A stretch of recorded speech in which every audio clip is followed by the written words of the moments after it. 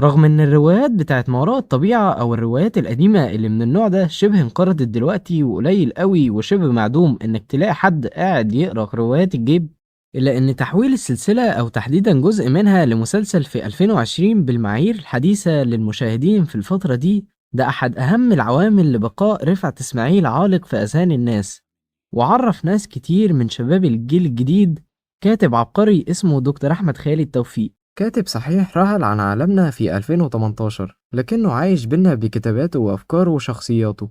وعلى فكرة مسلسل ما وراء الطبيعة ما كانش أول أو آخر عمل اتعمل عن رواية للدكتور أحمد خالد توفيق.